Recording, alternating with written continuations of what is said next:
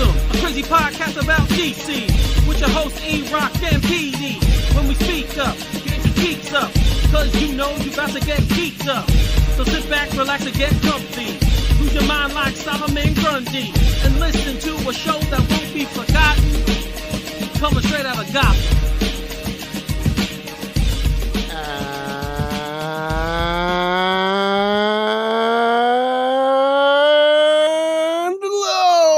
Everybody out in the DC universe, welcome to another episode of Straight Outta Gotham, episode 75. We are a fandom pop culture podcast and proud member of the Batman Podcast Network, hosted by BatmanOnFilm.com. Make sure you check out all the other great shows on the network by heading on over to BOF, click the drop down, see what other great shows are on the menu for you, because there are tons of them.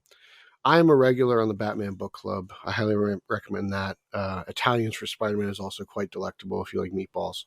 So they're definitely there for you to check out, as are a bunch of other great shows from a bunch of other great co-hosts. And it's a great network, so check out all that other stuff.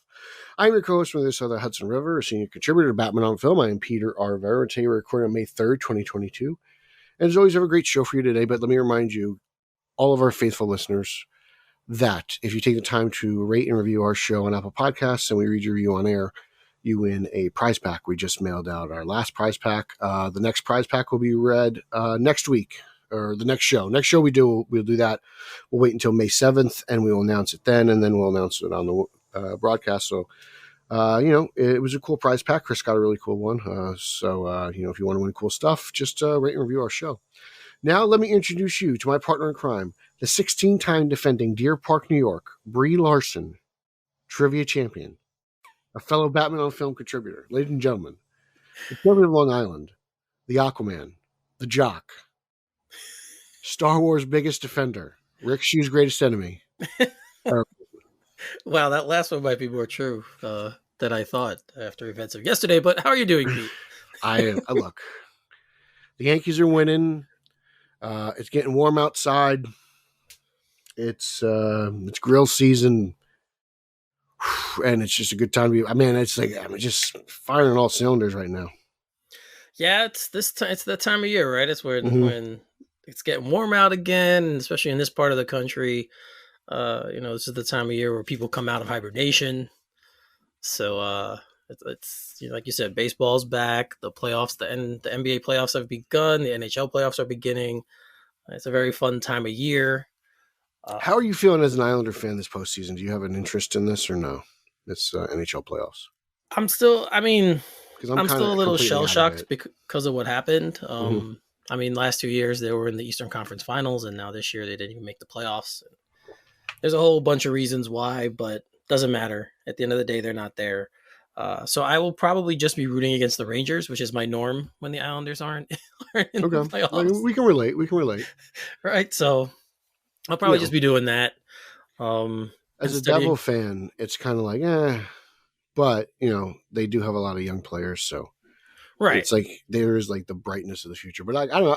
I think the Islanders will be fine next year. I just look at it as a down year. It happens, Yeah, it was a perfect storm of problems. Opening a new arena, so they had like a 13-game road trip to start the season, and then they opened the arena. Have you been? COVID hit. I've been to about 3 or 4 games. I got to make it out there. There's a lot of good people that work in that building. It's a really beautiful place.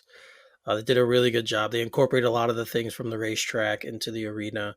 So there's a lot of the wooden paneling that Belmont is famous for. And next time you go, you send me pictures. Yeah. It's okay. It's on Long Island, so it's probably, never mind. I had a dumb question, but I forgot. I'm just not going to say it. I mean, it's more accessible now too because they built a new Long Island Railroad station to it, so it's easier for people to get to. I regret never being able to go to the barn. That's one of my biggest sports regrets. Well, it's still there. Yeah, but for an Islander game. Yeah, that was one of the greatest places to go. Just how loud it would get when they were good. It was unbelievably loud. And they built it in the same style, so the ceilings are still low. You still get the same acoustics and sound in UBS, but you didn't get to test it this year, so that's the sad part. But looking forward to obviously the future with this team. They still have plenty of young players and development. They still have Barry Trotz, so I'm optimistic. I think the Islanders will be fine. Yeah, I think they'll be back. It happens. Yeah. So that was that. And like you said, baseball's back. And I remember the first time we talked, the Yankees had started slowly, but they've really turned it on since Yeah, then. this is different. Usually they have a really slow starts to seasons. I know. And it's interesting. They had like a slow week, and then after getting beat by Baltimore, they've really turned it around. So shout out to them. They're playing great ball. Yes, I mean Aaron Great Judge pitching, right now great looks hitting. very smart. Judge, I told you he's gonna. My number was 57. Let's see what he does. He looks very smart for looks good. betting on himself. Good right for now. him. Good for him. Bet on yourself. And Anthony Rizzo's been great too. He is. He's been fantastic. LeMahieu's hitting like LeMahieu again. Nico. Oh, it's crazy. Yeah. No, it's Glaber's hitting finally. Yeah. Again, thank you, Nico. We got Glaber from the Cubs. People were freaking out about Cole, and he's looked good now. He looks pretty good too. Starts, they played a good game against Toronto last night. We'll see what happens in game 2. Yeah. Toronto's legitimate, so it's a good test. And even though we're not fans, the Mets are playing well. So baseball in this area is very, very good. The radio's fun. It's fun right now. Yeah. Baseball's is popping right now in the Northeast, at least in the New York area. It's been fun beginning to the season. You live in Mets land. I do technically, yes, I do. Long Island is considered a Mets stronghold. My dad was born in Manhattan, so I followed his lead, and he's a Yankee fan. So there you go. There you go. You live in the territory. I do. I do root for the Jets and the Islanders, which obviously are Long Island strongholds. But the Knicks were the only basketball team for the longest time, and then the Yankees are the only team I'm kind of like different. Do you ever wish you were a Giants fan? Oh yes, there are plenty of days in my life that I wish I was a Giants fan. Plenty of days. That's funny. I like that. But that's actually cool to talk about because the NFL draft was just this past week and this past weekend, and the Jets had a fantastic draft. So really? Well, obviously you can't tell. You won't be able to tell for 3 years. You never know until 3 years later. But they got really good value with their pick, so I'm excited. I'm excited about that going forward. I could tell just from my drive home on the radio and the overnight that the Giants and the Jets supposedly had very good drafts, both of them. So we'll see what happens because it's been pretty miserable for New York football fans for like the last 5 years. I feel like Jesus, it's been a long time. It's been a long time. So we'll see what happens though. But again, everyone's excited on draft day, no matter whether it's any sports draft, whether it's a fantasy draft. Everyone's excited. They always love your team. No, you've never had a drafted team. You're like, oh man, this team stinks. There have been a few fantasy drafts I've left, and I'm like, I did not do what I wanted to do with that draft. Yep. You're like, oh man. But you ever draft a team and you're like, man, this team's gonna suck, and then you end up with your championship? I've done that. I was like, whoa. Yeah. There have been a couple of years where when I look at the end of the year, I'm like, I had like 6th or 7th in points, so I just had a really good schedule, and I was able to clean up against the weeks that I played. I remember I was in college, and I was with listener of the podcast, Andy Luca, my college roommate. Shout out to Andy. Yeah, he was with me after I drafted my baseball team, and I remember I was just telling him like he had no idea who these guys were. He wasn't into like baseball then. Mm-hmm. And I'm like, Mauer and this guy, and I got no power, and they're not doing this, and and he's like, and then the summer passes and we meet up, and we're back at college again the next year, so it's like October, so like baseball season is over, and he asked me how I did, and I was like, I want a championship this year. So it's like the last time he spoke to me was baseball season just started and my team was miserable, and then when we catch up, it's like, oh, I won a championship. It was just funny. So then I had to take him while we were still living together in college. I would take him to buy my fantasy baseball magazines as like good luck. And I was actually pretty good those 3 years.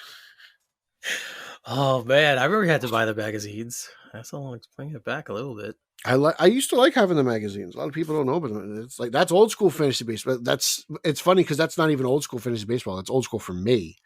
Yeah, I could tell you about old school fantasy football where we actually had to write down our picks from the newspaper. Back Yup. in my day, we didn't have these computers and internet and shit. We just used to read the newspaper. Like, Here's okay. my get off my lawn moment, right? Yeah. But we did fantasy baseball. We had calculators and trivia games. I played checkers in the park.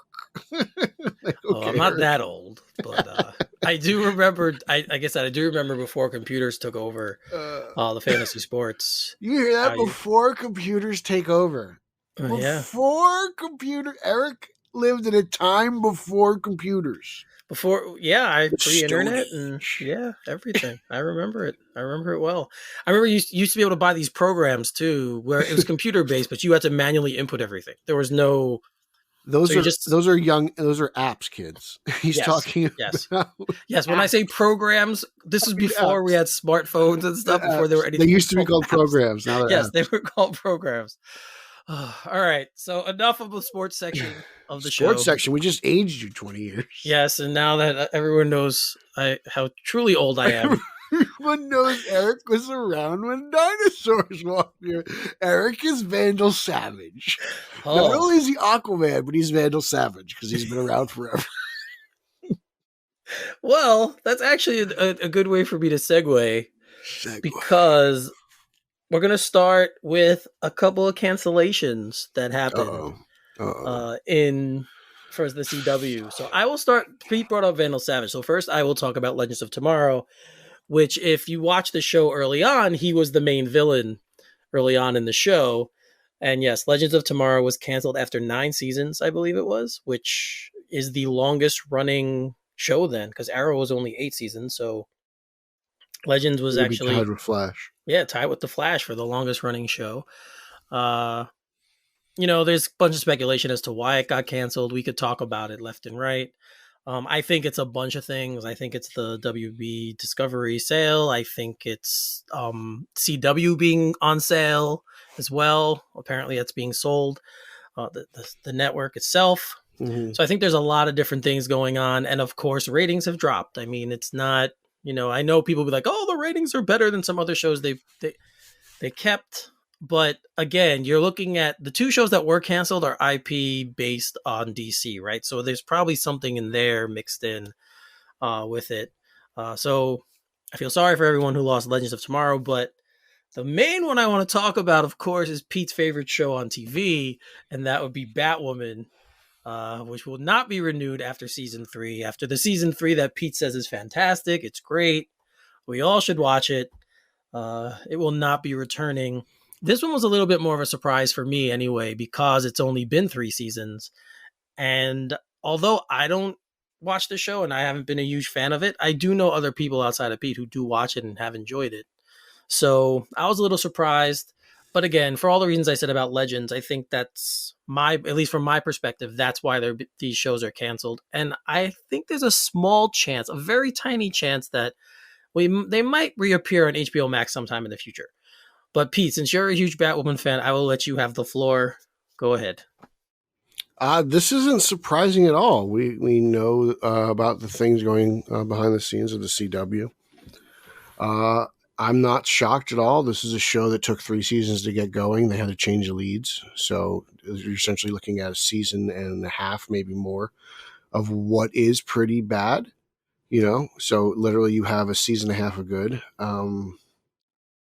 Am I surprised? No, because as someone who reviewed the show and tried to get people to watch the show and tried to get people hyped up about the show, I know that that's damn near impossible. I don't care what the ratings are. I just don't think they justify. It's just not. I know from personal experience how hard it was to get people to give this show a chance for whatever their reasons may be. And my reason just to watch it was for, just the bat gimmicks and the gadgets. And I realize that some people feel like they're not the target audience. But as just a bat show, I thought it was very good and very honorable in season 3. I tell people to just skip season 1 and 2 and just go right to 3. It's difficult to get people to watch a lot. It's just these shows that aren't Marvel based, to be honest. Like, I know everyone makes it an event to watch all these Marvel shows, even something as Moon Knight, which has probably been the most kind of meh. I feel like, as someone who I like that show, but I feel like the reaction is just middle ground. but everyone's watching it. Not everyone's watching these CW shows. Maybe Riverdale sells more merch in other ways than Batwoman does. Maybe they sell more Riverdale pops. Maybe do stuff like that. Maybe that's why that show gets renewed and Batwoman doesn't. Maybe what is there really Batwoman merch? I know there's one exclusive Funko Pop, but like as someone who collects action figures, I don't know of any. Right. And I mean, I probably would buy a Batwoman action figure. Shoot, I need one. So if McFarlane made one for the show, I'd buy it. But there's I don't know of anywhere you get merch. Like as someone who enjoyed the show, like I'd rock a Batwoman bat logo on my chest. Like I had no problem with it, or a Batwing. Like it's fine. But I'm not shocked at all. It's just funny. People are like, I'm so sorry. I'm like, it's a show. It got canceled. You do not need to tell me. I'm sorry. Like, I was like, I don't know if this makes me feel like, oh, get off my lawn, but I'm like, what are you doing? You do not need to tell me you're sorry for me. Well, I did it tongue in cheek. I mean, I know why you did it, but I was like, come on now. What are you doing? If people were doing it seriously, that's even funnier for me. There were a few people. There were a few people, and I was like, come on now. I love you. No, I mean, yeah. Come on. You saw this coming, man. We all did. Yeah, they kind of went out, and again, they kind of went out gangbusters. So, like, even by the end of the show, you were kind of like, okay, we'll see what happens. I feel like if every season there's a question if the show's going to survive, then eventually it's not going to survive. Like, and I believe that even from the season 1 with Batwoman, I believe that was the case. But a lot of the CW stuff's ending, man. Like Superman and Lois and Stargirl are going to go to HBO Max. That's why they've already started that. They've already been migrated. Yeah. The Flash is ending. Yeah. Like, what else are they going to do? They ended Black Lightning. What was it, a year or two ago? Yep. Like they've started to just things have now. There's also been speculation behind the scenes, and I haven't heard. Obviously, I'm not in, so I don't know if this is true. But there's also been speculation that Gotham Knights, because of everything going on, maybe won't be made. Now, I think that's a little crazy because we've been reporting all the casting that's been done on it and everything. I think they'll go about business as usual until they can't. Right. It may not get made. It may move over to HBO Max. It may change cat. Like, I don't know. Yeah, I think that's probably going to be the shift that most of these places go is to HBO Max and become Max Originals. That's just my opinion. But it sucks because even with Gotham, which is a show that you and I obviously did not like, they had a strong fan base, and for some reason, and people were brought to the IP. Some people were even brought to the IP through Gotham. So yes, for that, well, that's why they do these things, because they want to attract new fans, and that's obviously right. That's not anything news breaking. So like that's why there's always an iteration out there, because it's like you're not going to become a fan if it's not out there and not out there for people to discover. Right. So I feel for the people. I feel for other people like you and who wanted to see more of these characters. But it's cool though. Like she had the show had like a 3-year run, and I enjoyed the story in season 3 the most, and it's a bummer, but like, okay, like it wasn't a mega hit. So like, I understand, I get it. Something else will come up and I'll watch that next. But it was, hey, like for me, I'm always at the point where like, hey, that was fun while it lasted. Right. And now it's like, okay, what's next? Cause it's like, I can still watch it. I could watch the Killer Croc episode. I could watch the Poison Ivy episodes. Like I could buy them on Blu-ray. I could buy them digitally. Like they're not like wiped off the face of the earth. So right. I'm just I'm at that point. Yeah. So sad time for those two shows. And again, for the people who enjoyed them, you have plenty of, like Pete said, you have plenty of shows that you can go back and rewatch and enjoy the show for what it was when it was on. Mm. And who knows, maybe somewhere down the road, we will get some kind of reunion show with all of these shows, including Arrow. I mean, I'm still watching Seinfeld to this day. Yes. So, yeah. So in other news that was even sadder, famous comic artist Neal Adams passed away. I believe it was Friday, right? Yeah. I believe he passed away on Friday. Yeah, so again, for me, I was telling people before we got on air, obviously I'm not the comic reader he is, but my earliest drawings of Batman are his. That's what I remember. Even to this day, when I think of Batman and on paper, that's what I think of. I think of Neal Adams drawings. And obviously he was a legend. He created the John Stewart Green Lantern. He wrote for, he did X-Men work with Marvel. Like he's done a ton of things. Created Ra's al Ghul and Talia. He had all these different kinds of impacts into the characters that we still like and watch today. So, or follow today. So, Pete, I'll give you the floor about Neal Adams.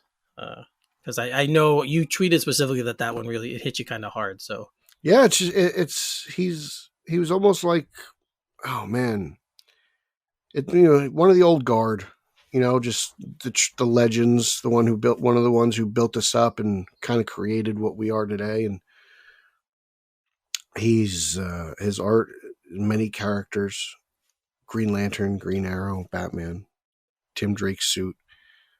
You mentioned John Stewart, Ra's al Ghul, like him, Denny O'Neil, just magic. I've met Neal Adams a few times. He was great. Signed books, signed comics. You just whatever the fee was, that's it, and he'd sign whatever you had. It wasn't. He just, people get turned off by artists, writers asking for money, but at some point that's how they make their money, is off their name and signatures and stuff. So I got no problem supporting Neal Adams at cons and stuff, and it was always great to see him. He was the reason I went, like just going and get something signed. It's just weird, I looked at I had this Green Lantern like hardcover book I bought maybe like a year ago, and I've been looking at it and I've been thinking like, New York Comic-Con's coming up. Mm-hmm. Neal's gonna be there. Yeah, I'm gonna get Neal to sign my book, and now he won't be there, which is sad. It's Neal Adams. Yeah, it's one of the names, right? Like he's one of the names in the space. And from going to the cons I've been to, his booth is always humongous. Like he always has this huge setup, and he's so always gracious. Books about him, books of his work, reprints, prints of posters. I felt you'd feel bad. You go up to the booth and the guys are trying to sell you books. I'm like, I have books to print this. It's like, I appreciate it. Like I buy prints. I remember I went with my mom once. He did an appearance. The first time I ever met Neal Adams was in Red Bank, New Jersey, Jay and Silent Bob's Secret Stash. I remember it was a rainy Saturday, and I was just like, I was like, "Ma, you want to come to this comic book signing?" And she's like, "All right, whatever." So like we went. Because Red Bank was it's like a cool area. You get lunch and stuff. Like they really did a nice job down there downtown. And it was cool. Like my mom's got a Wonder Woman print signed by Neal Adams, and nice. Yeah, he's an old schmoozer. He loves to talk. He's like kind of like your uncle at like Thanksgiving. But it's sad, just really honestly, like it's a bummer because he's just done so much for everything and everyone, and it's sad. It just is. Like it's like Frank Miller goes, and all of a sudden it's gonna be like people. It's like that's it. Like like yeah. I'm trying to think of. I mean, we still got Marv Wolfman's still around. Yeah. I'm trying to think who like some of the hardcore like Mount Rushmore candidates. I'm trying to think off the top of my head, but of that generation, that ilk, and you're like Jim Lee. Jim Lee's a little younger, Yeah, he's younger. You don't have to worry about. I don't think we have to worry about Jim Lee anytime soon. That's a good point. I was just thinking of great artists. I'm talking about. Yeah, I was just thinking like the old guys, the old school guys. Because they're the ones who like Denny O'Neil just passed, so like they're starting to. I know. It's been a rough year, man, so far. Yeah, so I was like, it's just funny because I've been looking at this book since he's passed. I'm like, damn. And I'm not going to see Neal Adams anymore. He was the first guy to return Batman to his grittier, like him and O'Neil, to the grittier roots of the character. Yeah, they did that. Miller gets most of the credit, but they did it first. So yeah, it's sad. Like it is a sad time, and even when I saw that, I was like, wow. Like it just kind of, for me, every time someone like this passes, I'm just like, wow, Eric, you really are getting old now. And he just had great stories. He really did, you know. He did, yeah. They're You you know, when the great ones pass, you take a moment and you just kind of reflect. And yeah, it's sad stuff. But it's, you know, they live on through their work, and right. like, you know, I look around and Neal Adams is like, I have so many, like, Neal Adams and Michael Turner are probably my favorite artists of all time. And it's just, that's how big Neal is. Like me as a 36-year-old man, Neal hasn't, I mean, he granted, he just did probably like, I think he did just like a Superman book probably the last couple of years. And I think he did something else, but like, he's not like he's not been active, but like, you know, his catalog's that big and that impressive. Like, it hasn't been, it's not, his writing's not amazing, but his artwork is just beautiful. So I'm going to go back and buy Batman Odyssey in like a hardcover because it's Neal Adams, you know, just even though it's probably like the worst Batman story ever written, but you know, like they'll get me. But it's just a bummer. Like, man, that guy is, so much of him and O'Neill's Batman is influenced by Batman sensibilities. And even, you know, like I said, their Green Lantern, Green Arrow run is also like up there, like in opinion of like quality. And they're the reason why I enjoy Green Arrow. Like, that's the only iteration of Green Arrow. Wow. I pretty much do enjoy is that version, mostly of it because he's tied to the hip with Green Lantern, but it just works for me. So, you know, like that's like when I think of Green Arrow, I think of Denny O'Neil and Neal Adams Green Arrow. So, you know, it's more than just Batman. Yeah. So it's everything. He was a big DC guy, and he's left his finger on the whole universe. Yes. So, rest in peace, and thank you for your contributions, man. Because, you know, that's, like I said, my earliest, every time I picture drawings, it's his drawings. So for me, rest in peace, man. It's like every time I think of Aquaman, I think of you. It's true. Ask Lauer. He knows. Great. He knows. Ask Lauer. Ask Lauer. That's awesome. I do love that, though. That's great. I'm glad you connect me with that superhero. That's awesome. All right, so we have more sad news, but not as sad as Jesus, Eric. Why are you so depressing? Well, sad news for me more than you, because I'm a huge fan of this franchise, but there's weird news that broke, and I'm still kind of trying to figure out why, but it's kind of been revealed why. Justin Lin is stepping away from directing Fast 10. And at first, it was not sure why. There was creative differences, and it's not kind of been coming out since then that Vin Diesel is the reason why he's leaving, because Vin Diesel comes to set out of shape, doesn't know his lines, comes there late. And it doesn't really surprise me now when you think about The Rock leaving the franchise and him wanting to bring him back. And then The Rock is like, no, I'm never going back. So I'm wondering now, really, if Vin Diesel is the reason all these things have been happening bad with the Fast franchise. I don't know who they're going to replace him. They could bring F. Gary Gray back. They obviously could famously bring James Wan back. He's really the reason why the franchise became this rebooted, kind of like a spy international thriller type thing, as opposed to just the cars and the street racing series. But anytime this happens, it's kind of a weird thing, especially since Justin Lin was so amped about doing this movie. So what do you think, Pete? We've got news that it's Vin Diesel. Do you think Vin is really... What would you say if I say we recast Momoa's character with Ezra Miller and we have Vin Diesel and Ezra Miller together in a movie? What do you think about that? Do you think that would sell? I think the production would fall apart. I think this is very interesting. I didn't know Vin Diesel kind of got to this level of just diva-ish, you want to call it, right? I didn't know but I guess after like making an entire franchise off of a reboot remake of Point Break, you could do whatever you want with cars. Yeah.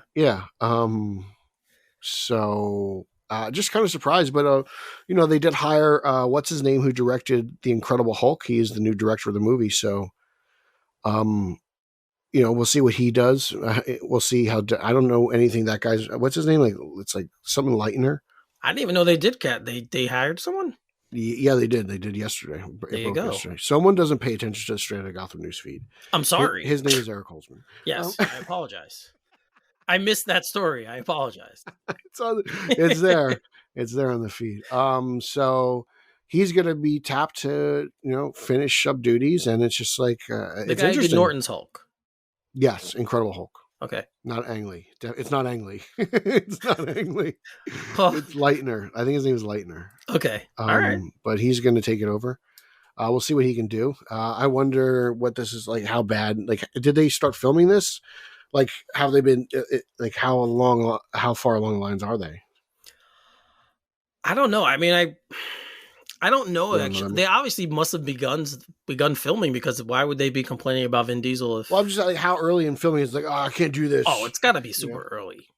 So, well, we'll see what happens. It's got to be super early. But yeah, I mean, it was a little bit of a shock. But then, like I said, when you're peeling back the onion, the last one. Yeah. All right. When you peel back the onion, though, and you start to read and see exactly why, it's less of a shock, because this is not the first time we've heard stuff like this about Vin Diesel. So we will see what happens there. But the movie apparently is still scheduled to come out on time. They're not pushing it back as of yet. It's loaded though. Momoa, Charlize Theron, Vin Diesel. Like Brie Larson. Brie Larson. Yeah. Oh, there we go. That's it. Trivia contest winner. Eric Holzman, 17-time champion. 17 times. 17 times. Champion. Oh, as I was saying, it's still set to come out on May 19th of 2023. So we'll see what happens there. But that was not the only director who has stepped away from a project. John Watts steps away from doing the Fantastic Four. Can we get to some positive news? We will, but let's get all the bad, sad stuff out of the way. John Watts obviously famously directed the recent MCU Spider-Man trilogy, and he is stepping away from Fantastic Four. He said, making the 3 Spider-Man films was an incredible and life-changing experience for me. I'm eternally grateful to have been part of the Marvel Cinematic Universe for 7 years. I'm hopeful we'll work together again, and I can't wait to see the amazing vision for Fantastic Four brought to life. So, is he still going to get a producer credit on this movie or no? It doesn't say that he's sticking around as a producer. Okay, interesting. The only way that would happen is if he had any input on the story and they actually used it. So that sounds like they don't have anything down for this. That's what it seems like. So he backed out because this movie's just not coming out. Interesting. I guess it's a bummer. I guess they're having a harder time doing Fantastic Four than they realized. Maybe they just haven't gotten started on it yet. I'm not sure, but I want them to take their time. That's all I can say. I think there's a lot of pressure on them to get this one right, because a lot of people don't like the Tim Story ones, but you look back at it now and I'm like, you guys just didn't appreciate them as much, to be brutally honest. Like, I get it. Story wasn't the strong suit there, but they're not horrible. Like, they're better than Justice League 17. Like, let's be honest. Like, they're probably Batman Forever level. Are they though? Yeah, I think they're like Batman. I do. I just think they came out at a time where it's like, you can't compare. The same time, it's like, it's comparing Forever to like Begins is rough, because like Begins just kind of shits on it. Unfortunately, even though like I love Forever, but you're comparing that type of movie at the same time. It came out like right after Begins, right? You know what I'm saying? Like within months of each other, right? It's like whatever that year was, and whatever that month period is in 2005. But if it came out, or if that movie came out in the 90s, I think people would have liked it a lot more. But it just, again, I think those movies are underappreciated. And Josh Trank's movie, the Trank Kinberg combined movie, whatever that was, like I dig that it's interesting to watch. Like I dig it because like I'm like, oh man, there's something juicy that happened backstage there. But like, it's the same reason why I dig Justice League 17. It's like, these movies are basically being made at like the same time, and the same things happening to both of them. So I did not like the Trank one at all. The Trank I liked everything before the 1 year time jump. I like that direction, but like when it went very generic, it was kind of blah, and the ending stinks. And the story ones, I like Rise better than the first one. Yeah, no, I agree. But still, like, you look back at it, you're like, then we get this, and it's like you have to get this version right. because I think even with your brand and your recognition and your power and your fan base, right, you're gonna have to get it right, because the third time might not be the charm here. I feel like If you tank it. I feel like everything post 2008 has to be different, right? The Dark Knight and then Iron Man They changed the game. Yeah. Yes, and then now you have these movies that come after that have to be a certain quality. You can't have these goofy. Even though I say that, and then Venom makes all this money. So Venom makes money, but it's not critical. Like I don't know if Venom 2 is like. Did it make as much money as the first one? I don't remember. It did not. It did not. But that leads us into our next story, because we are getting a Venom 3. Which is crazy, but at CinemaCon, obviously, a lot of these stories, guys, are coming from CinemaCon. CinemaCon was lit this year, bro.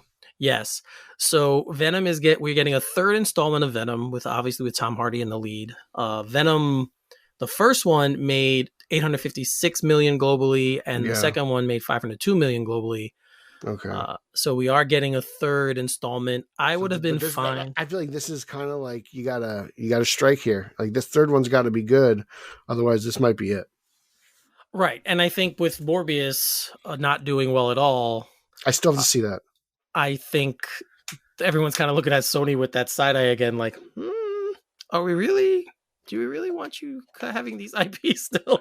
Well, I think I honestly think the problem is they're trying to do this without a Spider-Man. I think these movies would be great if they were fighting against Spider-Man. I think you could do a cool Venom versus Spider-Man movie, which could lead into a Venom and Carnage movie versus Spider-Man, which then leads into a Morbius movie versus Spider-Man. I think you just need Spider-Man. Unfortunately, they don't have Spider-Man, or they don't want to use a Spider-Man. I don't know. I haven't seen anything, so don't spoil anything if you've seen something that I haven't seen post-credit wise. But I'm basing this off someone who hasn't seen Morbius. But that's kind of like my biggest flaw is like, okay. You haven't seen Morbius, but I'm sure you've heard about the end credit scene. I haven't actually. Okay. Am I not very good at that? You are actually. You are very good at hiding. So I won't say anything. But you did see the end credits of the first Venom. Yes. And you do know they're connected to the MCU through that. So you do have that as a reference point. Also was announced at CinemaCon by Sony is that Ghostbusters Afterlife is getting a sequel. That is more concerning to me than a third Venom movie, because I liked Ghostbusters Afterlife, but I don't know how much I would like where it would go forward personally. I don't know, like Ray and Peter are kind of MIA. Winston is running like Ghostbusters Incorporated, right? I don't know if that's really, and it's I don't know, like I like the kids. I don't know if I like the kids in the whole movie. I liked it because of the whole Egon angle and everything. So like I thought Ghostbusters Afterlife was just the movie I needed to see. Right. I just don't know if I want a sequel to it. I'm kind of there with you. I would have been fine if they didn't. Now that they did, because I loved Ghostbusters Afterlife. I thought it was excellent and so hit all the nostalgic points, and I thought the new characters were fantastic. Yep. So yep. I'm kind of there. I would have been okay if they didn't, but again, I know it was coming. Yes, and sell me the story. If the story's good, then hey, I'll at least give it a shot. So yeah, but I just we'll see. I'm like it's you got to tell me what it's about for like, okay, you're doing that. That's interesting. What's it about? And then I can judge it from there. Like, right. I'm with you. Right. Exactly. Once we get a little bit, let's get some leaks as to what the story's going to be. No leaks. Well, we always get a plot. You always get a plot synopsis usually. Oh yeah. No leaks, about. So we'll get something like that. Eric likes set pictures like a turtle. No, I do not. I am not Justin. I do not like set pictures. Justin's like, hey, try my Wookiee cookie and check out the set pic. Like, what? It's my coconut caramel ice cream from Mixie's. I'm just a Kowalski. Fantastic. I don't even like coconut, and I would give that a try. I love it. Sounds delicious. Coconut and caramel. That sounds fantastic. It's like a Samoa. It's like a Girl Scout cookie Samoa thing.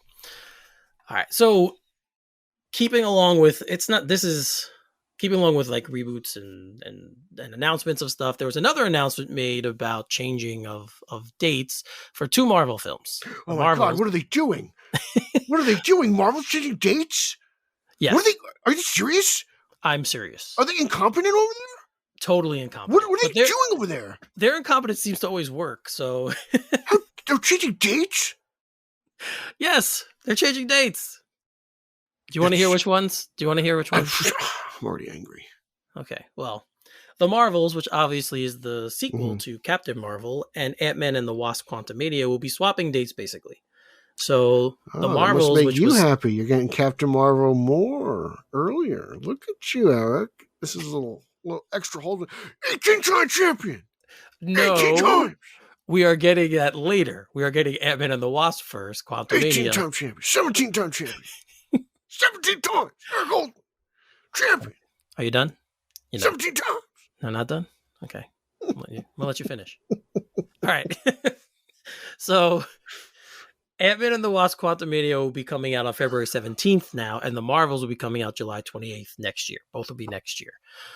So again, I'm assuming clearly heads need to roll. Marvel's clearly lost all of their just mojo and business sense. This is obviously a horrible move. The general audience will never tune into this. They'll never watch these movies again with the release date changes.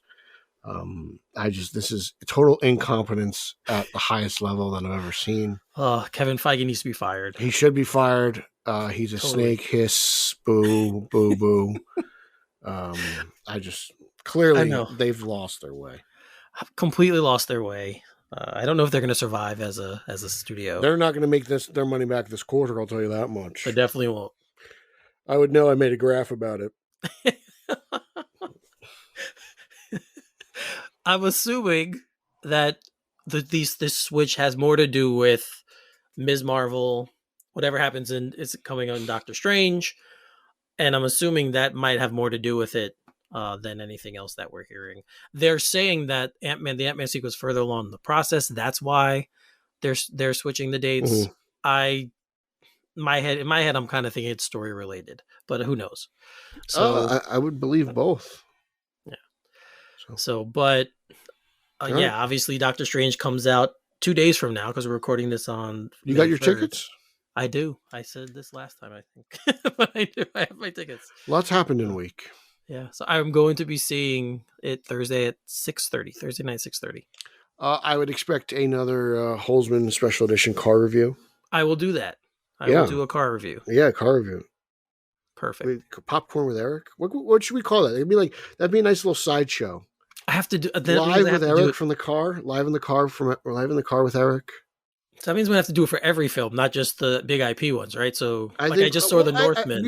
Everyone you go see, obviously, you got to get in the car to get there. Okay. No, I meant not just the big blockbuster. The Holzman Drive-In Theater, comic movies. That's it. Holzman Drive-In. The Eric Holzman Memorial Drive-In Theater. Memorial? I'm dead. What the hell?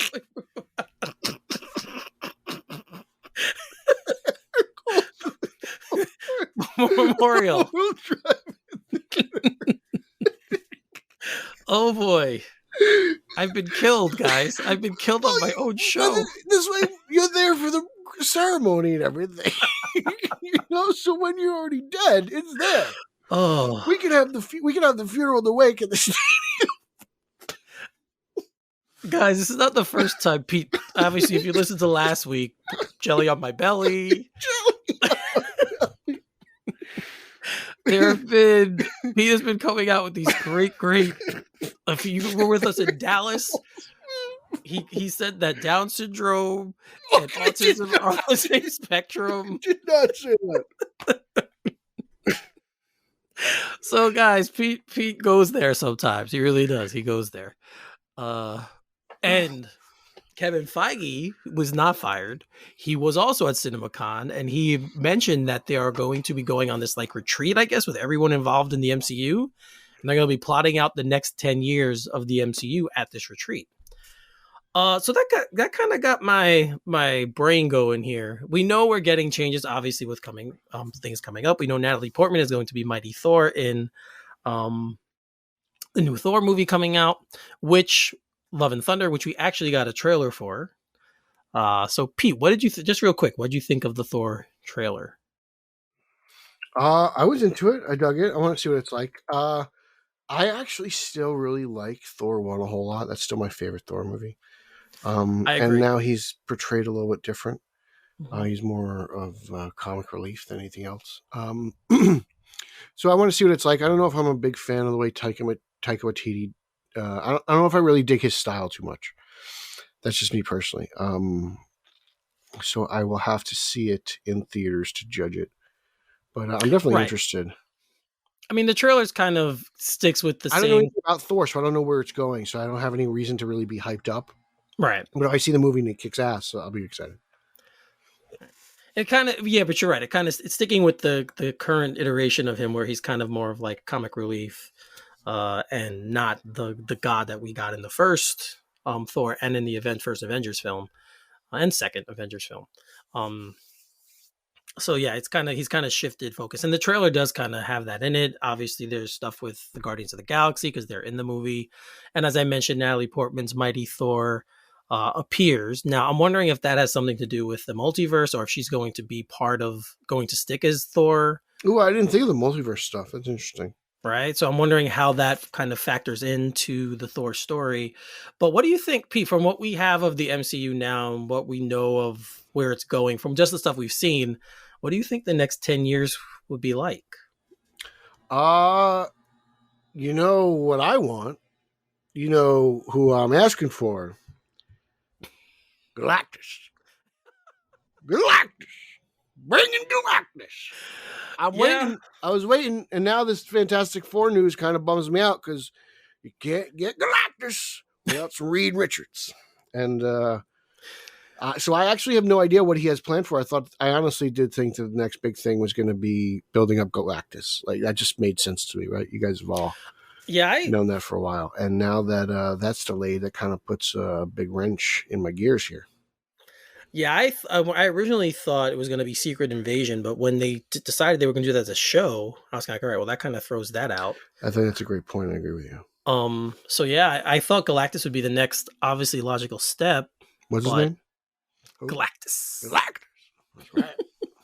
That's right. But we haven't heard anything. So I don't know. I was good with the first 10 years being the Infinity Saga. I'm kind of happy in the place they are now, where they're kind of just going about making these movies, bringing in, the multiverse, doing a bunch of different things.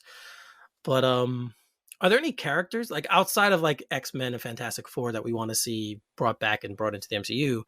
Any other characters you can think of you'd want to see? I mean, obvious one is Daredevil. Yeah.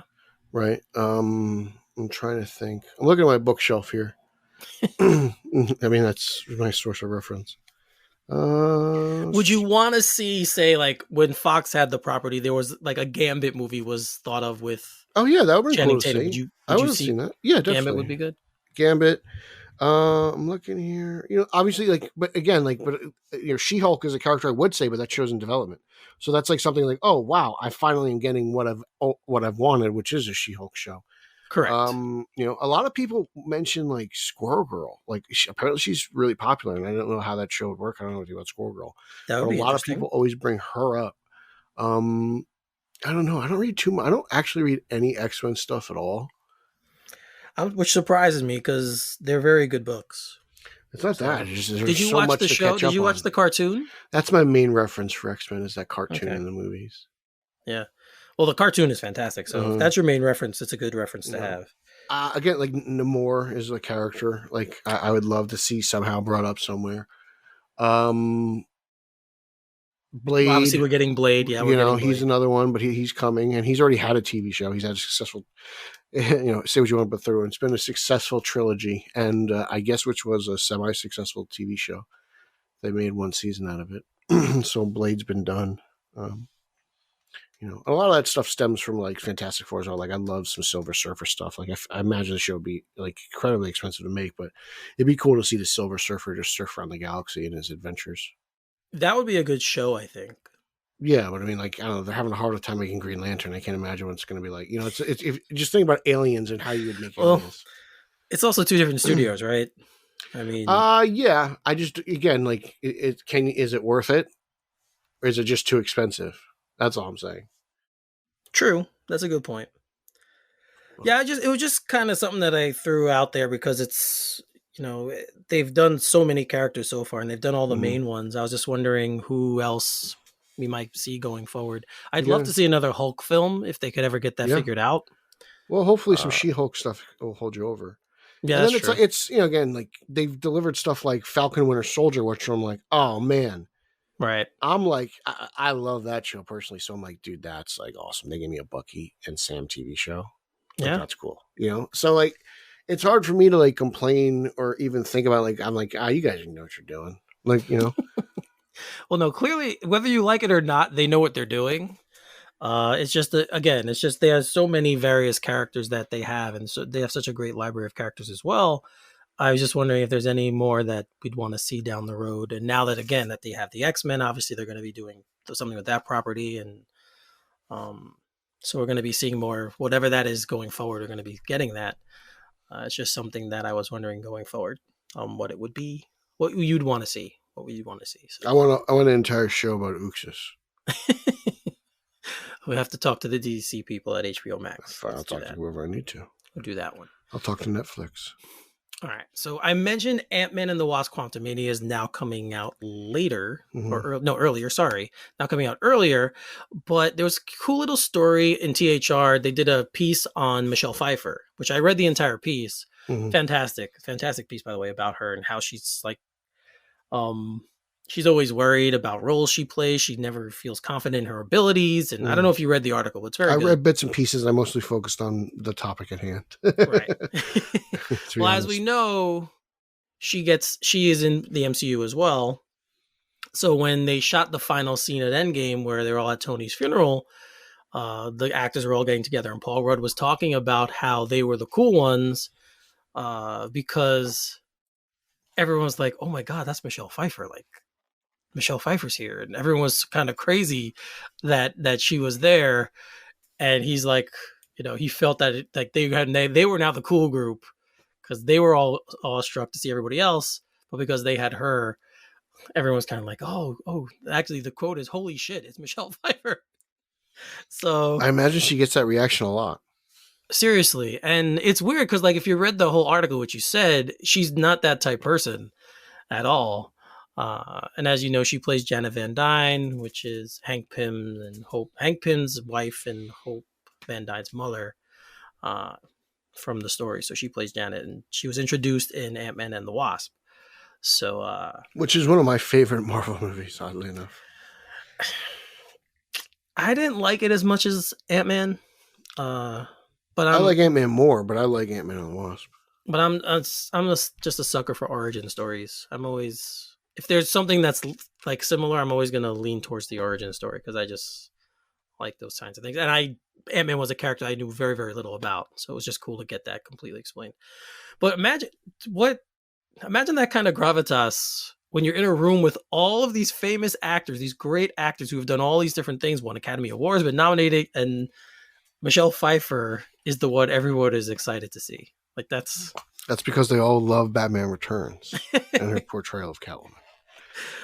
She's Michelle Pfeiffer. She's a living legend. Like, you know, like I'm not surprised at all. If anything, it's expected. It's Michelle Pfeiffer. I agree.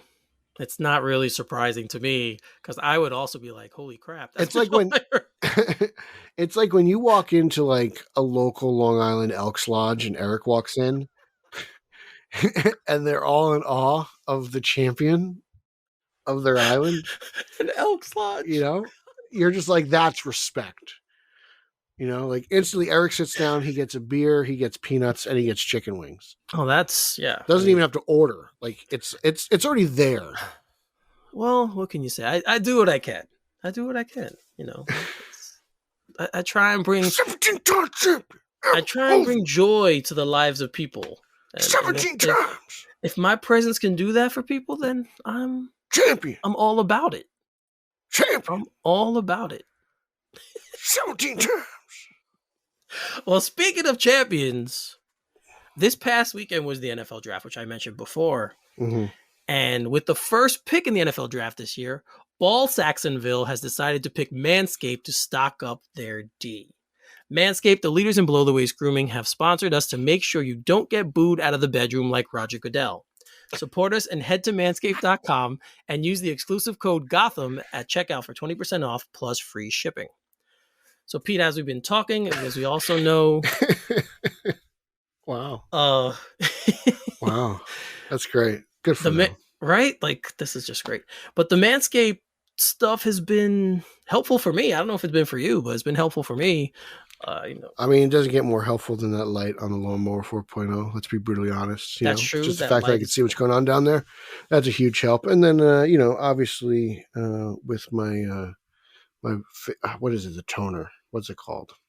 What is the name of the toner? The Crop Reviver. Yes, the Reviver. Always with the fresh, clean scent. It's just they've all been very helpful, and the deodorant I like a lot too. The deodorant's a key thing. Yeah, that's a good cologne like scent to it. I like that. Right. The recent they have other self grooming products now, right? So they have shampoo, they have a body wash, they have, like you said, the deodorant. Like I put on the deodorant, and I want to walk into like a cigar lounge and drink bourbon. Yeah, that the body spray too. They have like a. I like the body wash. Yeah. Yeah, with and the same scent. That's why. That scent is fantastic. I really do. Want to go take a bath. I want to go take a bath, Eric. Draw me a bath, Alfred. Well, if everyone was asking why the Combine athletes ran the 40-yard dash so fast this year, well, big reason is because the Lawnmower 4.0 kind of kept that situation a little clean. Cut out, trim the hair a little bit. Yeah, less resistance, make you a little bit more aerodynamic. There you go. So we have all of that going on. Guys, again, you can get their premium package, the Lawnmower 4.0. As Pete mentioned, you get the Crop Reviver, the Crop Preserver. You get mats to put on the floor. You get a nice little bag. Clean up easy. Yes. Easy cleanup. You get the bag, which they call the shed. Pretty cool day for the bag. And that's a great little leather bag they give you there. Yeah, it's really awesome when you're traveling. Just throw all your stuff in there, and it's big enough to put other things. Yeah, I brought it with us to Texas. Yeah, so it's been fantastic. So again, get 20% off and free shipping with the code Gotham at manscaped.com. That's 20% off with free shipping at manscaped.com, and use code Gotham. It's time to find your diamond in the rough with Manscaped. Speaking of diamonds in the rough, I think the Harley Quinn animated show was one of those. Kind of one of those shows that was announced. I remember it was at Comic-Con. Actually, me and Ryan Haas went to the DC Universe building in Manhattan when we were at New York Comic-Con, and we saw the actual first 2 episodes they showed us that day. Look at you getting access. How'd you get that access? Which was awesome. Thank you to Bill and Batman on Film. Yeah. So that was an awesome thing for us to get to see, and I subsequently have, on your advice as well, watched the show, and I think it's fantastic. And we are getting a spin-off. So you admit that taking my advice works? Yes. Gotta watch Batwoman. Yes. I heard it. I will not watch Batwoman, but that's okay. Jackass.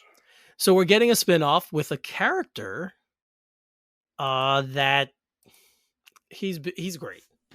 Like, there's no way for you to say. Who is it, Eric? Who is it, Pete? Who is it, Eric? It's Kite Man. Yes, it is, of course, Kite Man. I think it's awesome. I mean, he's kind of like the runaway star of the show, right? Yes. And the show's going to be called Noonan's, which is, if you watch the show, that is the dive bar in the show. You think he's named after Danny Noonan? I don't know. Noonan! I don't know. You ever said that was concentrating? Noonan! But yeah, so Kite Man is getting a spinoff at Noonan's. It's the bar in the show, and if you watch the show, you know what we're talking about. And if you don't, you really should be watching it because it's hysterical. It's very well done. Kelly Cuoco who voices Harley Quinn, and the guy who voices Matt Oberg is the guy who voices Kite Man, and he has the voice is just so perfect. The show is just very well done, so I'm optimistic this one will be too. So Pete, I'm so excited for this. Kite Man was such a pleasant surprise. You actually felt for like the character, and I was like, "Oh man, my heart breaks for you, bro." And I'm just like, "What other crazy shenanigans can this guy get into?" I'm dying to find out. Like this totally fits in with this mold of like, I don't know, 3-day binge, coffee streak Gordon. Like just red eye, cracked out. Like, whoa, what's going on here? So Just really excited because I thought that was one of the. I mean, everything on HBO Max is so good, man. It's so good. It's true. It's been their shows have been fantastic. So, and it doesn't surprise me because HBO is great. So, yep, can't wait for the Penguin to dominate television. I just started watching Tokyo Vice, which if you haven't watched, you should. It's fantastic. Okay. So, if you're looking for another show to watch, add that to your list. It's very good. Well, I have a lot more free time now that I don't have to worry about Batwoman once a week. Sorry. Yeah, Moment of silence. Should be. Okay, Jerk. I passed. You suck, Eric. You passed. Moment of silence. It's done. Eric sucks. Yeah. I've heard that before. All right. So yeah, everyone, check this out. Again, check it out. Check out Harley Quinn. Check out Noonan's when it starts. Do we have a start date on this? I don't know if we do. Next year, I think. I think all it says is 23. Yeah. That's it. That is all it says. It's 23. Okay. So CinemaCon, as we mentioned, is where all this news was being released. And during the Warner Brothers portion, Matt Reeves was there. And he officially announced that we will be getting a sequel to The Batman, which is probably the worst kept secret in Hollywood. Really? So, Eric, would you say that people are interested in the sequel to this Batman movie? I would hope so. I mean, I can't speak. I haven't done the research on this one, but I would hope so. All right, get back to me. That Get back to me on that. I would hope that it is that people do want to see it based on the fact that they went to see the first one and they want to know what happens in the evolution of the character. It's usually something people do want. Not always, but... Well, all I say is that this is the second sequel announced to the Batman, because we all know that the Penguin will be coming out before that. So I am just really excited. I hope to God Oswald doesn't die in the Penguin show, because then he shows up in the movie, I'm assuming. I love that. I don't think they're going to kill him. Who knows? I don't know. That'd be kind of silly, in my opinion. I don't know. Maybe. I don't know. Who knows? Maybe Matt Reeves has no more use for him. I don't know. Who knows what this story is about? But still, regardless, just really excited. Obviously, I'm a big fan of the Batman. I know you're a big fan of the Batman. Yes, sir. So I wonder what else he's going to do. Like, I'm very interested to see what Mr. Reeves does. Is the next villain the Joker? Or is it somebody else? I don't know. That's cool. Like, this is the speculation game. It's weird though, because it's like I'm still enjoying the movie, right? Right. I'm enjoying it on HBO Max, theater. The Blu-ray comes out in 20 days, so do I want to watch it on Blu-ray? Do I want to watch it? How do I want to watch the Batman today? It's the game I will be playing. Just still reveling in that moment. So the fact it's oh, cool, we're gonna get a sequel. Thank you. I'm very excited for that, but I'm still gonna enjoy this right here. So, yes, just kind of caught in limbo. It's always good when, when something like this gets announced. But like I said, we all knew it was coming. It was just a matter of time. My hope is that they do a different story. Like I even tweeted out what I would do. I would do a Court of Owls type of deal. Because this is going to surprise. This is going to upset people. I'm not a huge Court of Owls fan. I think it's a good story, but I don't want to see it adapted into a movie. No, not me. I have no interest in it, really. I mean, it kind of fits in the world they already set up in the Batman. Yeah. I mean, if he does something like that, sure. And so you a deeper dive into that if the court is actually behind more of what we learned that Falcone whatever he wants to do, he can do. But I totally agree with that. Whatever he decides, it's fine. I love this movie so much that I'm fine with whatever he wants to do next. Whether it's that, whether he wants to take a shot at Mr. Freeze, which is another popular. He brought up Mr. Freeze, and everyone has run with it. It's true. Everyone. It's true. So we don't know. But what if he did a movie with Deathstroke? Can you imagine how people would go crazy? Oh God. But you know what? I wanted to see that, so let's do it. I'd be down. You'd want to see a Deathstroke in this Batman universe? Sure. Why not? I'm just kidding. It would work. I never said it wouldn't. Deathstroke, it's not a character I ever would have thought about making a Batman movie about myself, to be honest, until it was announced, So like, I would tend to like lean more towards the classic like Rogues Gallery. Classicer? Classicer, more classic. But it's like Reeves got most of them done in like one movie, so it's like, what does he do now? He got the holy. Yeah, he got I the don't four. know, Yeah, yeah, the core four of Yeah. villains in one film essentially. But you could always expand. But it's just, oh wow, what who else? I was like, damn, dude, spread it out a little bit. Well, that goes along with the theory that he's always been thinking about this in the scale of the universe, right? He's even said that in many of his interviews. He's always been when he got the movie, he's always been thinking it on a grander scale. Mm-hmm. So that just goes along with that thinking. Like, yes, they were introduced in this film, but we probably will see Catwoman again, because there was a story. Remember, we did a story about they might have done an HBO Max show on her character, Right? And now we're getting the Oswald show, and we're getting this Arkham show. So we're getting all these different things within this universe. So, these villains that we saw, we're going to see them again. I'm almost positive about that. But I wouldn't want to see just a true Batman Joker story again. I need... Really? I feel like it lasts the test of time because it just can. Like, it's something classic like that, right? I'm fine if we do, but give it to me in the third film. Like, we got the Burton, he was the first guy in the Burton verse. Then in the Nolan ones, he was the second film. So this one, give it to me in the third film. Give me that story in the third film. Let's space it out a little more. Just my opinion. I would rather have something else going, because we all know his gallery, his villains is so no, it so is. I mean, don't be wrong. I'd love a Man Bat movie myself. Like, I would love like this type of Man Bat movie where like, people still are unsure. It doesn't really work in this Matt Reeves verse because I feel like people are gaining Batman's trust. But like, I always want like kind of like this mistaken identity. People are thinking Batman's out killing people, but it's actually Man Bat. Batman's got like a certain amount of time to turn himself in, or like proclaim his innocence. And Gordon's got to try to like something cool like that. Like, like I like that. It's definitely like a combination of things I saw in the animated series for sure. But but whatever. Like, there's a reason why Matt Reeves makes movies and I don't, because my ideas don't sell. So just just excited to whatever he does. I'm excited for. So just right.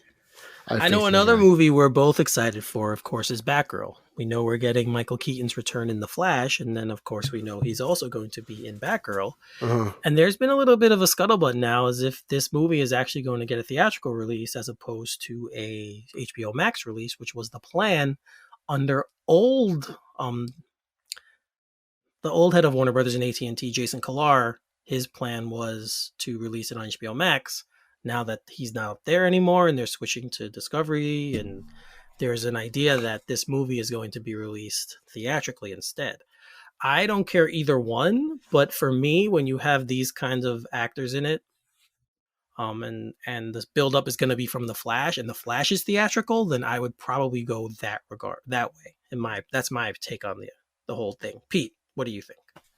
I kind of felt this was going to happen at some point because of Blue Beetle. Like, I thought Blue Beetle going to theatrical was very positive. Mm-hmm. So I actually thought Batgirl was a bigger property than Blue Beetle. So I think this would make more sense to me. But I feel like this was almost inevitable. And I feel like Keaton helped drives this. Like, I think Keaton still is a marketable star. Of course. And I think a lot of this has to do with the fact that Discovery seems to want to favor Warner Brothers Pictures over HBO Max, whereas AT&T was all about HBO Max. I agree. I think that's a lot to do with it as well. So I'm excited because if they can put more special effects, more into music, like, it'd be cool if they brought Danny Elfman in and he did the music for Batgirl. Like, I think that would be fun. Right. If maybe that's what that means. But I think it's great overall, to be honest with you. I would love to see Batgirl on the big screen. Yeah, I'm totally with you there. I think it deserves a theatrical release, and with all the hype that's been kind of building towards it as well, I think eventually that's where it will land. Either way, I'm excited for it. Yeah. But because at one point you think, oh, this fits with their model. Like, we have this movie, let's make this streaming content. But it was different because it's essentially like a sequel to Flash. So it's like, here's this movie, here's a streaming movie, where they usually do, here's a movie, here's a streaming show. Right. Yep. So We'll see what happens, but I'm all for the theatrical. That's my take. All right, so moving right along, again, more CinemaCon news. Things were coming out. We're going to switch gears a little bit to the horror genre. And because we got news that The Nun is going to be getting a sequel. Pete, what did you think of The Nun? Because I like The Nun a lot. I'm sorry, I had taken a Claritin. My allergies kicked in. It's okay. I like The Nun a lot. I like religious horror movies. I like Catholic horror, if that's the thing. Yeah. It's cool. Like I dig that. So like it's definitely not the strongest in the Conjuring verse, but Right. I think it's an enjoyable ghost story, and I dig it. So when I heard this, I was excited. I know you don't like it. Eric doesn't. Not only does he hate female superheroes, he hates female horror characters. I guess I'm the lead. No, because I love The Conjuring, and Vera Farmiga is female. Yeah, but you hate like horror icons. You hate female horror icons. Eric is just anti-woman. He just hates women. He's sexist. That is so not true. And fascist. So that's how Eric, you see what I deal with on a daily basis. Oh, yes. The one who has the 7 older sisters is the one that hates women. You could see why he's jaded. Oh boy. So yeah, I don't know. I didn't hate the first one. I guess I had higher expectations for it because I thought the character was so creepy in The Conjuring. I was like, oh, this is going to be fantastic. And it just kind of fell a little flat for me. But hey, I'll give it another shot. There's always a chance the sequel's better than the original.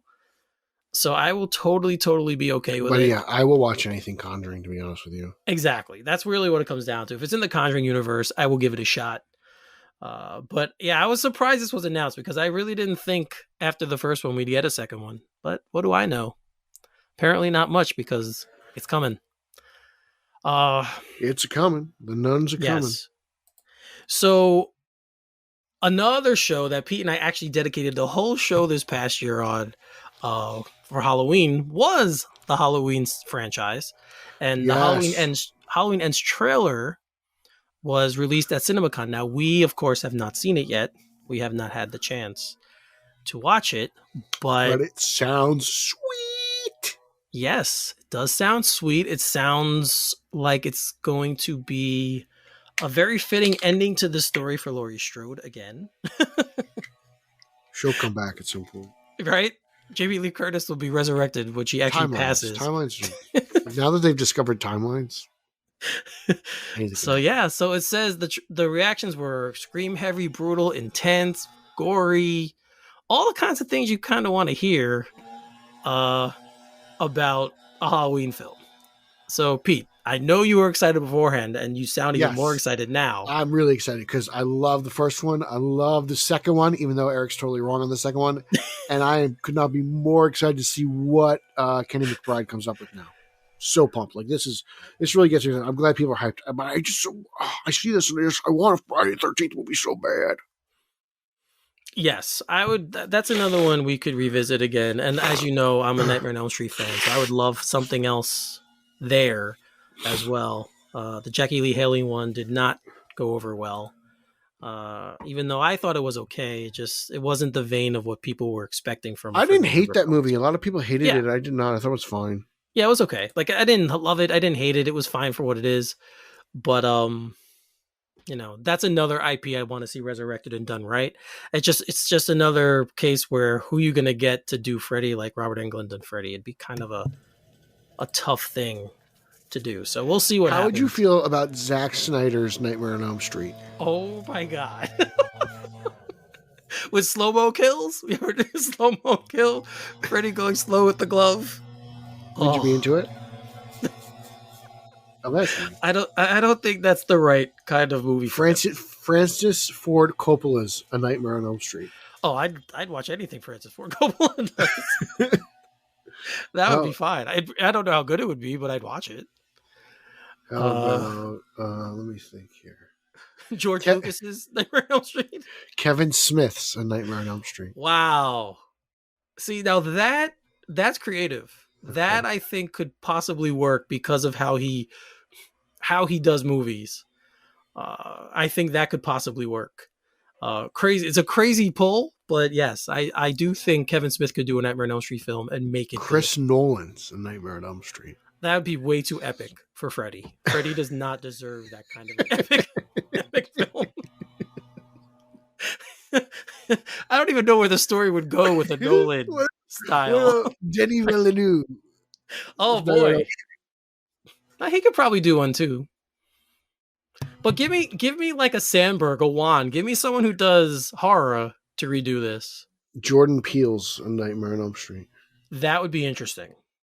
And nice segue, Pete, because Nope, as we know, by Jordan Peele is coming, and we've talked about the trailer. I've actually seen the trailer more in the last few movies I've gone to see. It's so interesting. It is. But Jordan Peele at CinemaCon was talking about how he wants to keep everything. He didn't want anyone to talk about what they showed because they wants to keep everything a mystery. So he said the discovery and surprise of it is part of the fun. Trailers will give you a taste, but we want to retain some of the mystery so you can be satisfied going to the damn movie. Which is right, and which is something I think you, probably more than anyone I know, is very, very strict about, because you always say, I just need a little taste and then I won't see anything else. I can wait until the movie comes out, which is very counterintuitive to what actually happens now, because everyone's like, no, I want more. Let me throw this in your face. Yeah. Okay, thanks. Jeez.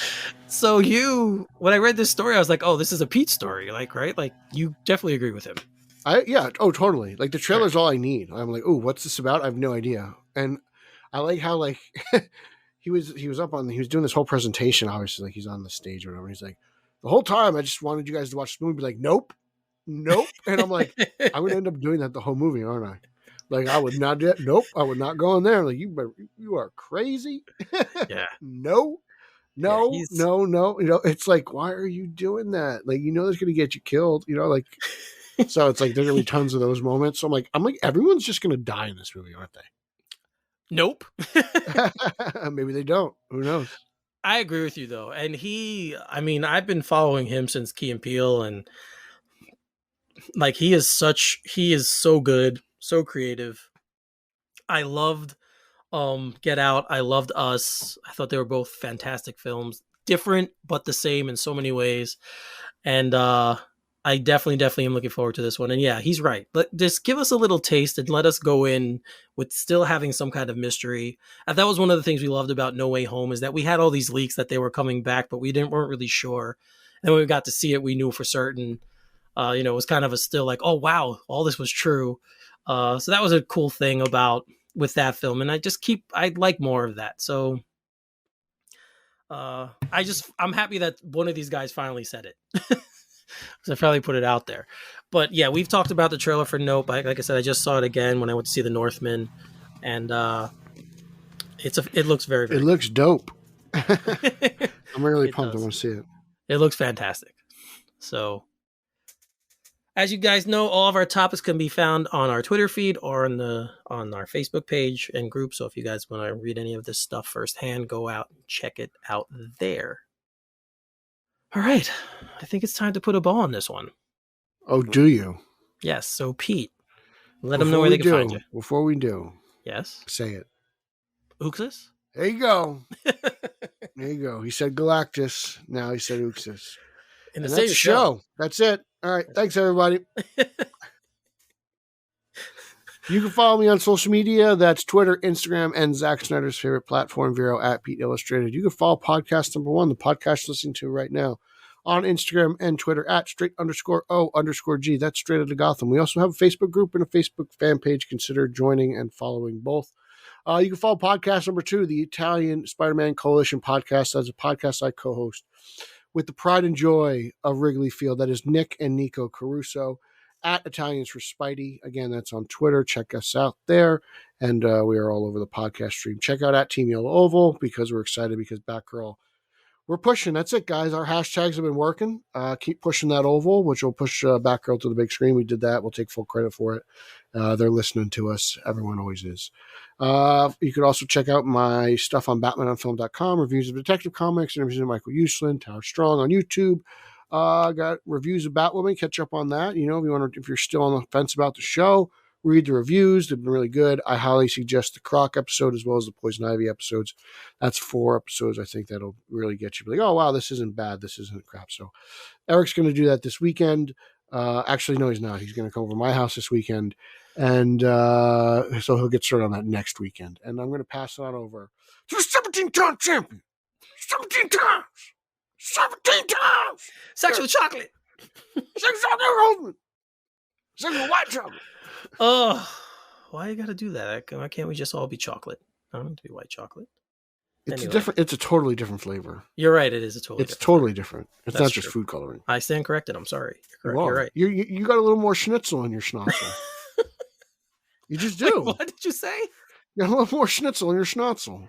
In my schnitzel. That's a new one. All right. Oh, that's Uxisi in German. That is Uxisi in German. That's Uxisi in dialect. Well, if you guys want to read more about my schnitzel, you can go check me out on Twitter at Finally33, spell Finale 33. As Pete mentioned, check us out on Facebook, of course. We are there on a group, on a page. The page has the show, the topics, the podcast is posted there now. So if you guys want to listen to us on Facebook, you can. It's over there. The group is where we have fun. We have shenanigans. Oh, I forgot.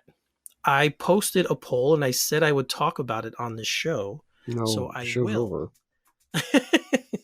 Before we end the show, Show's over. I posted about soundtracks. And Pete, I don't know if you saw it, but I did put a post up in the group about soundtracks. My favorite movie soundtrack all time? Yeah, so some of the greatest movie soundtracks, and everyone... Caddyshack. Caddyshack is a good one. It's a good one. I put Above the Rim, Okay. which is obviously famous for Tupac is on it, and Lady of Rage, a lot of the West Coast rappers from that period. But I was surprised that no one put The Big Chill, which is kind of a famous one that a lot of people do enjoy. But The Crow was up there. I didn't. Does The Crow have it going? I'll have to listen to it. The Crow does. I didn't know that. If That's you're kind a of like fan that. of rock music, yes, The Crow is an excellent. Well, that explains why. The Crow. Some people were putting up movie scores, and I was kind of like, well, I don't know if I want to include movie scores. You want like a various artist soundtrack? Yeah, I kind of wanted more of that. Well, then obviously, kind of you got to throw off the Schumacher movies: Batman Forever, Suicide Squad, Batman Yes. '89. Let's see, Peacemaker. Right. I guess we were doing movies. Well, James Gunn's Suicide Squad as well. Both of them had good various artist soundtracks. Guardians of the Galaxy. That had a great one as well. Watchmen. That had a fantastic one. Yes. Top Gun. Atomic Blonde had a great one as well. Rob Myers put up Last Baby Action Driver. Hero. Yeah, That that's was a good one good too. one. Baby Yeah. Driver had one. So the lot of that I want to thank. I was weird. It was weird to see how much traction it got because I kind of just threw it out there, but a lot of people participated. So I want to thank everyone for that. Demon Knight was another one from Tales from the Crypt. Again, Ooh, another okay. heavy, rock heavy one. The Matrix soundtrack. If you like the dance music, obviously the Matrix soundtrack is fantastic. Okay. Goodfellas, another one that Really? was up there. Okay, I'll check Yeah. that out. That I did not know. That makes me a bad Forrest guinea. Gump. Oh, So yeah, Remember the Titans, another one people put up. okay, good stuff. so- This is all good stuff. Yeah, so I want to thank everyone for participating in that little bit of that little poll there, the little question that I put out there. And if you guys enjoy when I do this, just let me know and I'll put more stuff out there for you guys to chime in on. Like I remember your hot sauce poll. People want to know about your taste of cheese. Oh, that would be a very extensive list. Yes, I'm just Gouda, Munster, All right, guys. So Cracker that'll be the Jack. next question I post in the Facebook group. Pepper Jack, Cheeses. What are your What favorite cheeses? cheeses? Let me know. Brie, I don't like Brie Brie. Larson. I don't like Brie, actually. Stop lying. I swear to God, I do not like Brie. I've seen you eat Brie. I do not like Brie. I've watched you eat Brie. You have not. You've eaten Brie at my barbecues. I have not eaten Brie at There's your always a barbecues. cheese platter, and I've watched you eat Brie Oh, and put it on Jesus. chicken wings. All right. Yeah. Last year I made the chicken wings, and of course I ate them. I know. And you put Brie on them. I did not. You dipped them in Brie. All right, You guys. said, put this Brie on the grill, melt it down for me. And I don't know who went to this party. That Pete You were was- there. Pete was drinking a lot that day, so he might not remember, but I was not the Brie guy. Can you just melt this Brie for me? Yeah, that was not me. Yeah. I don't know. Hey, what he's hey, talking hey, about. how you doing? Eric Holzman, co-host Straight Outta Gotham. The same thing you posted the other day in the group when I said that the conversation that you and I apparently had that I never had. Which one? with I you. talk to you all the time. No, you posted in the group saying I called you, and I forget what it Yeah, was. the other day. Yeah, but that didn't happen. Yes, it did. No, it didn't. Yes, it did. Pete, I think you need to chill When, with some well, of when you were telling me some how of your much you were telling me how much you like Batwoman over Boba Yeah. Fett. Yes, I remember that vividly. that didn't You were like, happen. oh, I was really digging it. Like you were like, this episode with the Mad Hatter was really interesting, and I enjoyed the twist, and the trophies are really cool. You were like, and then what they did with Killer Croc and the Tooth was fascinating, and you were I like, don't. this Yeah, is so much more interesting than don't- Boba Fett. Like no, this show has a no, lead actor. Like it's no. crazy how Well, much better she is than Aquaman's dad. And I mean, you're not yeah. exactly comparing it to yeah, a show so that like I love. So Eric was it's sitting fair, there like, but and I that- thought you thought the fight choreography was well done, the and conversation never happened. you said like some of the story elements didn't hit with you, but you were looking forward to the Mr. Freeze tease. I think. So like Eric was like, I was like, Eric, I got you on for. He's like, yeah, this is much better than Boba Fett. It's not Mandalorian. You said it's not Mandalorian, but it's much better than Boba Fett. I appreciate you, Peter, taking the time That reading this on Batman on ever film happened. and trying to convince me to Never read it. Like happened. I really appreciate you, Peter. You're such a great co-host and an influence on society and entertainment and pop culture. Like without you, the internet would break. So thank you so much, Peter. And I was like, oh, Eric, this warms my heart. I think Peter was having a Stephen Grant, Mark Spector moment when this happened because this never happened at all, and I have no idea what he's talking about. But I'm glad that it's a happy memory for you. I'm glad it's in your head. This happened. Why do you keep our friendship private? What? It did happen. It's like, Eric, admit it. It happened. Like you spoke on the phone. No. It's fine. Like I would if it did. Everyone knows I talk to you on the phone. I do a podcast with you. Like we don't have to pretend like you don't know me. I would happily say it happened if it happened, but it didn't. Eric, come on. So I'm sorry. Someone needs to take their ginkgo biloba. Someone needs to chill with the substances that. There are no substances. Everything is legal. There are no substances. Well, now, yeah, right. Everything is legal. So right. I don't know what you're correct. talking about. I'm doing nothing wrong. All I'm right. just a man sitting here with my Uxus. I will say That's it. I'm just a man with my Uxus. All right, that's cool. Pete just showed me his Uxus Funko, guys. Okay, it's enough. But actually, that's a cool Uxus you got there. Like, all right, let me just close the show with this because I posted the pictures to it. This past weekend I went to the Fan Strike Back for Star Wars in Manhattan. It was on 14th Street and 6th. It was one guy's Star Wars collection. I posted a ton of pictures about it. I did a couple of videos when I was there, which I wasn't sure I was supposed to because every time the people came around, I was kind of like, they were looking at me, so I thought I was doing something wrong. But it was fantastic, guys. It runs through June, so if you have a chance and you're a Star Wars fan, go check it out. The VIP was about $50, and I think the regular admission is like $35 or something like that. But go check it out. It's a lot of fun. If you're a Star Wars fan, this collection is like ridiculous. It's amazing the amount of stuff this guy collected. So this is one man's collection. Yes, and there's videos. So this will be me with Batman. Pete, if you ever get a collection like this, then you need to have a display it somewhere too. Okay. He had life-size Jabba the Hutt, Wow, speeders, all this other stuff. It was very fantastic and very fun to go and be a part of. I felt like a kid in the candy store. It was just great.